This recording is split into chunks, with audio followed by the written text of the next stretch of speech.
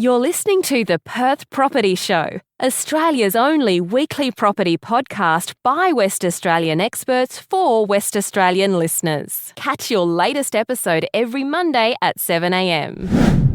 Good morning, everyone. Welcome to the Perth Property Show. My name's Trent, your host as always. And this week we're exploring the pathway to becoming a real estate agent with Adam Ghizzo of Real Mark Urban, the young fella who is actually only a couple of years younger than me, but he felt a lot younger when he first hit me up on LinkedIn a couple of years ago, asking me for a little bit of advice on how to get into the industry and what it took to make it, who he should be trusting, who he shouldn't be trusting, and where he should be starting his career. And look, I'm sure I gave you a couple of little pieces of advice, but you've taken that so much further to a point where I'm really proud to be able to have you in the studio this morning, Adam, to discuss for everyone out there who's listening, who could have been listening for the last couple of years, what it was like for you to start and really just work through that as a bit of a how-to, a bit of an intro into becoming a real estate agent.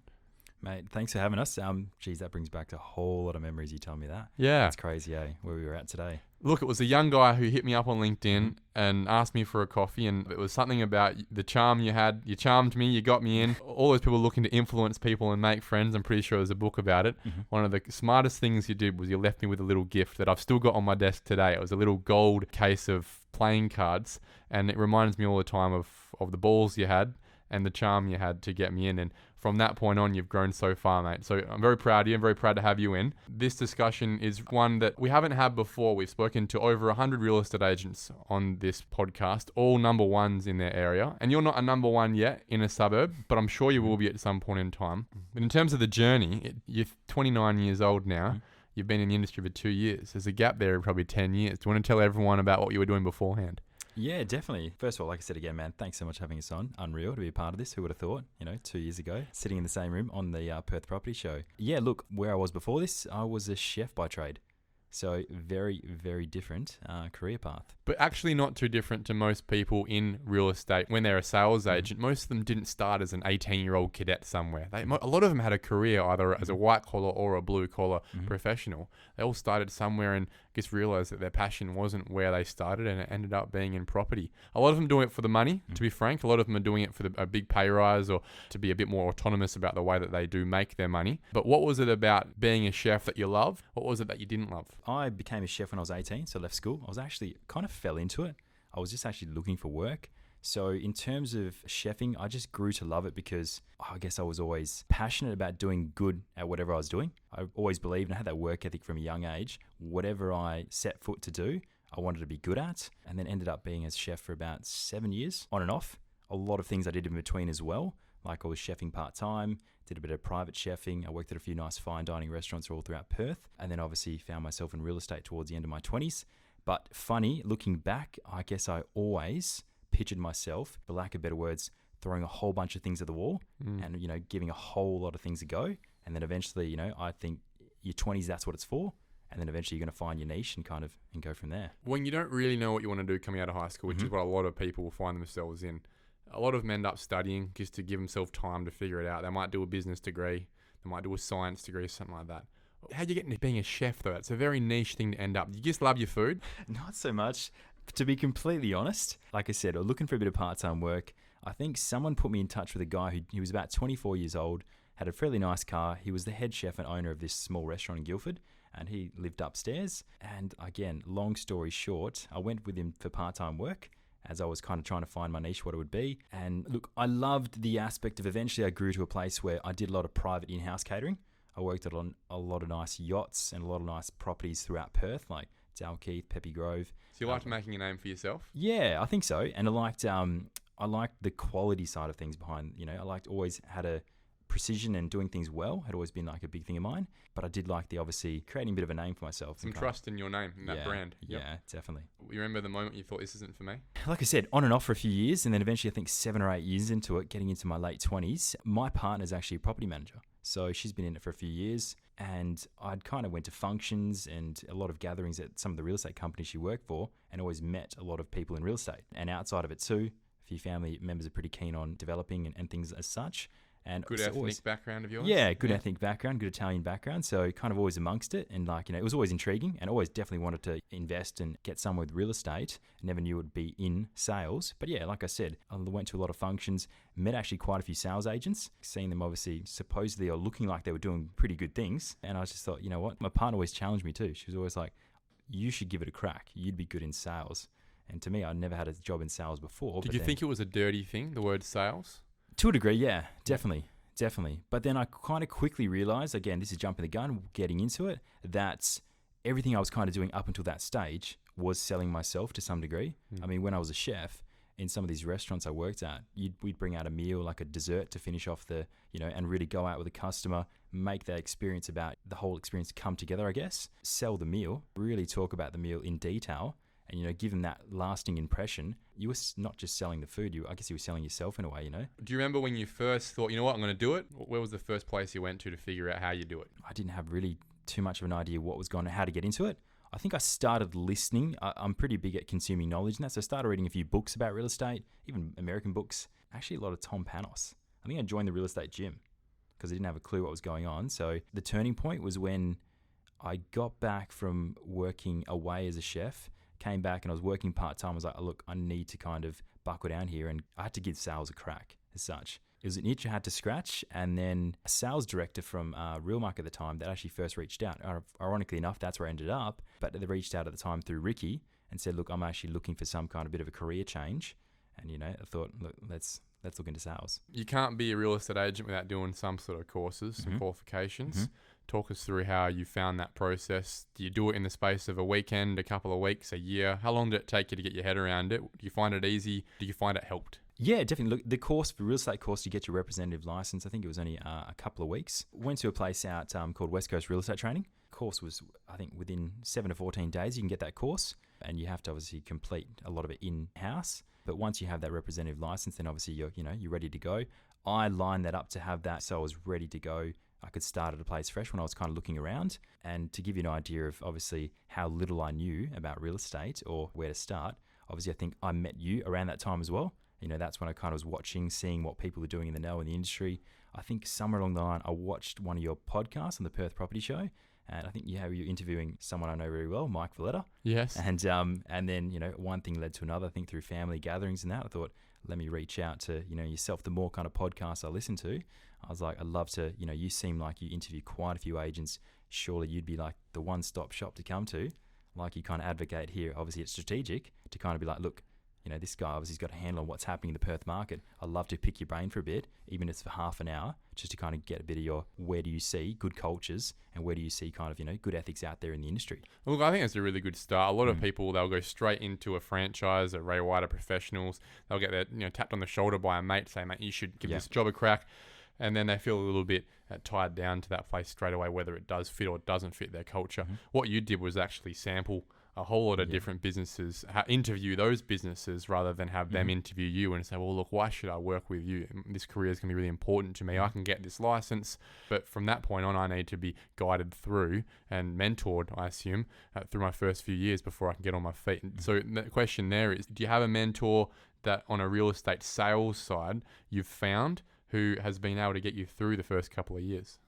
Yeah, definitely. I think, as you just mentioned, you hit the nail on the head. I sampled quite a few places. And in terms of mentors, I think finding that in Real Market itself, Scott Fletcher was really good in that. Obviously, he was the one who brought me across to Real Market to begin with. When I met him himself and the owner there, obviously John Percadani. But there was a few people at a few other Real Market offices as well I spoke to as well, and the coastal offices. And so I really got a good grasp of how they operated and what kind of brand I wanted to, I guess, represent me as well. But yeah, I definitely had my fair share of places I went to and sat down. I even had a really good chat to some local agencies where I actually had a property out in High Wycombe at the time, so in the foothills. I think the best advice I had from these mentors and that, especially when I was starting, was either work in an area you grew up and like the back of your hand. Yeah, be an build expert. A brand, be an expert in that area and that you've built kind of a reputation in, or choose an area that you desire to be in, plant yourself there, learn everything you can to know about that area, and then become that expert in that place you desire, because obviously that's where all your energy is going to go, and that's where all the good's going to come from too.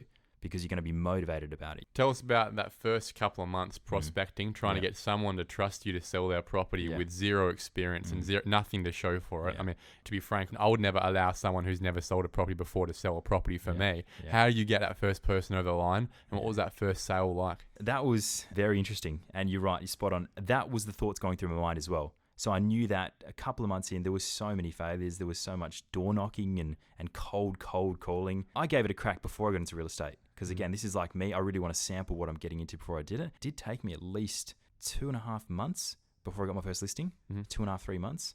So it's quite a bit of time. So it was freaking out to a degree. And I was kind of like, obviously, this is all new to me and just trying to learn the ropes. But getting that first opportunity, I always knew that whoever gave me that first opportunity, I was going to be forever grateful for. And I was going to make sure they did an amazing job. And I think I did everything on that first listing. I think it was a listing actually in Ashfield. I got there before home opens, before the sign was out. I did a bit of, I think, gardening and I brought some tools to kind of clean up the front yard and stuff because it was a rental property. I just made sure that before opens and all the rest, I bring my little blower with me out the back of the car and just making sure that this place could look as schmick as possible. You still do it? To a degree, actually, yeah. I think you have to. Yeah, the best to a degree. agents, even the ones who are glitzing around in their Mercedes AMGs, they've still got the little toolkit making sure that at the end of the day, their sale happens a little easier than it would have.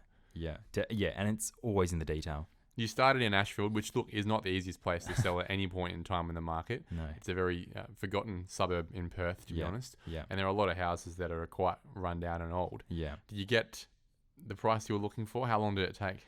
Yeah, that was actually really good, considering it backed onto Guildford Road, right next to the train station, a Ross North's home, a complex of 5. So really nice built home, but what it was around, obviously, there used to be a whole lot of state housing in the area, a majority. So this was kind of still very close to a lot of that pocket. But I think I sold that still in a relatively good time for the time in the market. Again, probably arguably around the bottom at the end of 2018, 2019.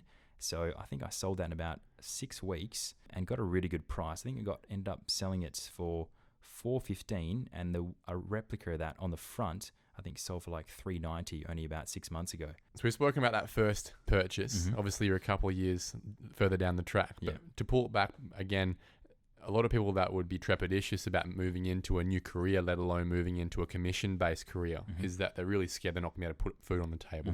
They wouldn't be able to replace that income that you're on. A lot of people probably assume, get it right, pretty close what a chef would be on. But did you find that you had to prepare financially for, look, I might not make a sale in the first 6 months. I'm going to have some savings for starters. But also, the next question, if I can add one on, is, did you replace your income in your first year? That's 100% right. When I first started, that was also, I think, a very motivating factor. Knowing that I'm going to go out to a career that obviously there's no guarantee. There's no fallback. Like you said, there is no fallback, which is, I think, anyone looking to get into it, that is key. If you've got that mindset, you're going to do well. Of course, you're going to be scared. There's going to be times where you're just unsure, but everyone goes through that. All businesses go through that. At the end of the day, you are going to be your own little business. In terms of asking you your question, I did in my first year, I think my first full complete 12 months, yes, I wrote more numbers and obviously made more than I was making as a qualified chef 7 years into chefing. And this is why I wanted to get you in, not because of that at all. And it was not something that I knew before today, but I knew that if there was ever going to be anyone as a rookie in their first year or two who actually did succeed in being able to start to make this a career of themselves, it was clearly you've done really well. And just building trust, let alone the numbers. How many properties have you sold so far in that first year? And then we're in your second year now. How many properties did you sell in your second year? You found that you can manage the workload. I think I just sold over 22 properties in my first year. That's amazing. Most people couldn't do that. Yeah. So that was, and then the second year I actually started moving up in terms of price point. So my average sale was a lot higher. I didn't double the numbers as such, but I hit around that 32 mark. So just added an extra 10, but the average price point came up significantly. Is that a strategy that you've found, look, is working for you in terms of it makes your life easier? Obviously, the higher the price point, the more income you're going to get from it. But why did you move in terms of looking to prioritize being in more affluent areas? I always from the get-go wanted to position, and I saw myself in that kind of marketplace. There was a certain product in a certain house I really wanted to sell and believe that I could add the most value. And I always bore that down to, like I said, everything I do was always rather that I like the quality approach rather than the quantity. Yep. I knew that, like, looking in the game, looking how people do things, nothing against agents that, sell 100 properties a year. I think that's amazing. That's a lot going on. But for me, I think a manageable business where I can add the most value and really give that kind of detailed service is going to be through a manageable amount of properties at that ideal price point. How have you found the office environment as a real estate sales agent? Do you find you like to be in the office, or you'd rather be on the road a lot more talking to clients or prospecting? Is it one where it's competitive but at the same time there's still a team environment there, or everyone's on their own? I do love being on the road, meeting clients as much as possible, getting face to face, because obviously that's where the business is at. But at the same time, I do spend a fair bit of time in the office too, because I know that I'm still in the early stages and I still want to be consuming as much as I can from some of these guys that obviously have been in longer than me. And there's just so much, there's always things you pick up here and there. You can ask questions, I guess, when you got a good team too, and know that you got someone to fall back on to that in terms of contracts and all the rest of it. And, we can be held accountable for these things. So there's a lot at stake. So knowing that we can, really, I guess, use that kind of office environment for good guidance and make sure that we're doing things airtight, especially, in our career, it's good to kind of have that balance. What you enjoyed about being a chef was that you could start to build a personal brand that people could trust. Obviously, it's an opportunity to do that in sales as well. As one of your goals, if you had to write them down the next few years, to become the number one in a suburb, to be able to really have a suburb, no, Adam Ghizzo, he's the number one agent in my area, or are you more about a certain type of property across Perth, for example? Where have you been led to in terms of what people have mentored you to on the guidance there, or where your preference sits? Yeah, great question. I think those goalposts are always forever updating and changing. I always thought it would be, I've started obviously, selling quite a few nice properties in Maylands. I just really like the collectiveness of the area, and anything really on the river there, I've been kind of finding myself selling. When you start off, it's not that easy though. You take any listing you can find, right? Yes, definitely. Guess like you said, you walk in the door and you're going up against 2 or 3 agents that have been in the game for 10, 15 years. And here's you pitching to a couple of owners that have, built their wealth or built a really nice property so they've been there for 10 years. And here's you with like, how much experience have you got? And you haven't even sold a property yet. It's a challenge, that's for sure. Do you see yourself being a licensee one day, having your own office, Ghizzo Real Estate? Actually, no, right now, I don't. I want to rapidly grow as much as I can on my own as my own personal brand. And then maybe one day, yes. But yeah, at the moment, that's not just the goal. But that, like I said, that could definitely change. A lot of people start real estate thinking it's a great side hustle, or we'll dip the toe in the water whilst I'm being a sparky or a plumber, or my week off as a FIFO or whatever it is. And they don't last very long. Yeah, we see a lot come and go, especially in good markets. It's crazy the amount of real estate agents there were 2 years ago compared to now. There's so many agents I've never seen before that are just popping up everywhere, and I'm sure we won't see them 5 years from now if the market turns around that time. What do you think has been the difference from your side of things compared to a lot of those agents that never make it past a 6-month period? You got to be committed.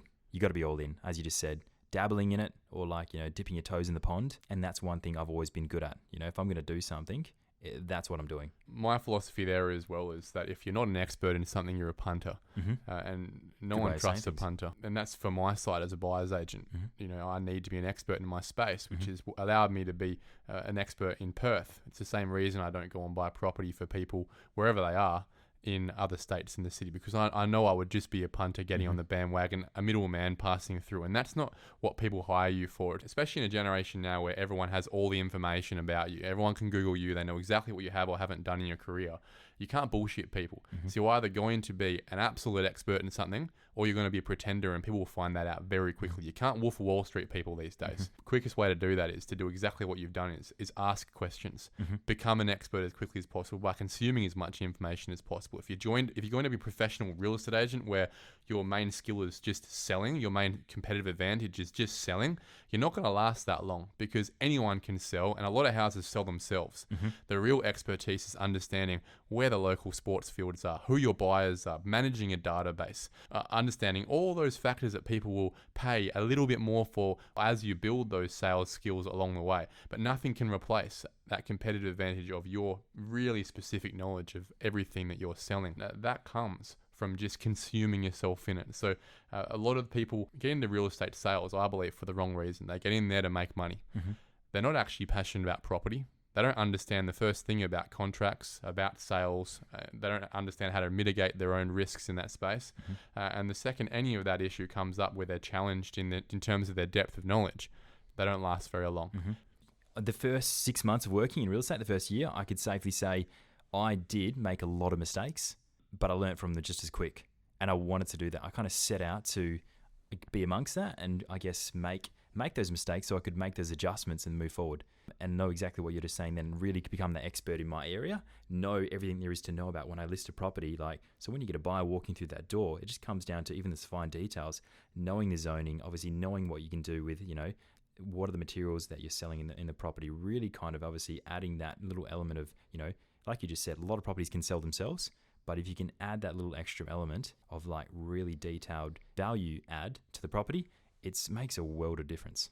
What's your perspective on valuing yourself, the commission that you'll charge a client? Do you have a set fee as a minimum that you wouldn't walk out of the door with, and you go, well, look, this is the fee. Doesn't matter what percentage it is. Do you have a set percentage? Yeah, definitely. I back myself. I mean, like I said, now going into 2 and a bit years into it, going to my 3rd year almost, I've backed myself. I really come in with a strong indication of a confidence of this is what I charge.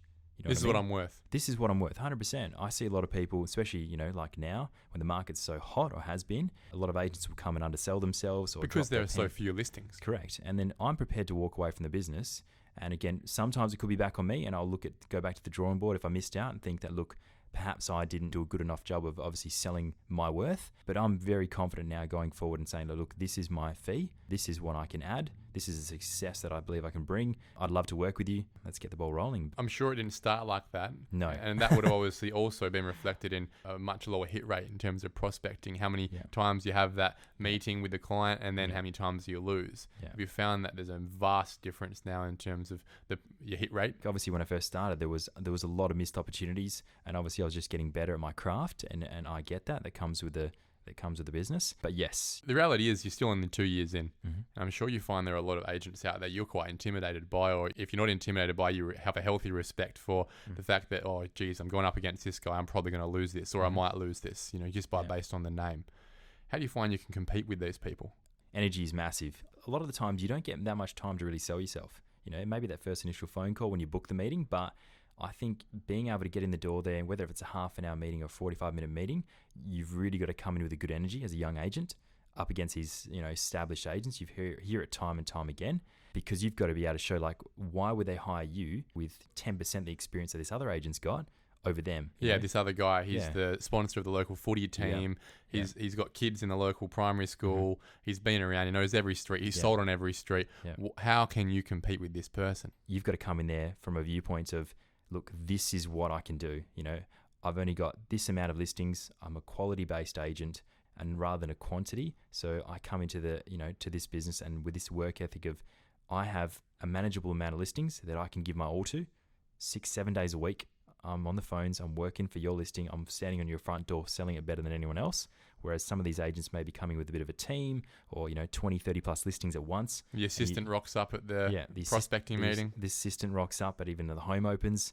So this agent's only, maybe you're getting a call from once a week, whatever it is, communications on the low side. And I'm massive on that too. And I think it's massive on relationships as well, not just with sellers, but with buyers.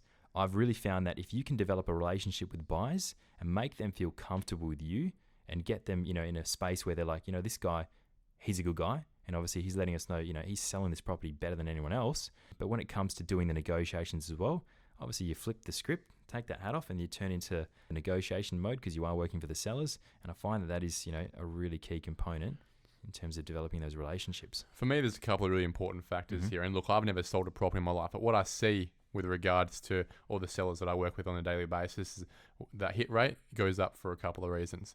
One, when you're obviously hitting new price points and people notice that, and sellers go, oh, look, if you can sell my property for $550, well, then I'll go with you. Otherwise, don't worry about it.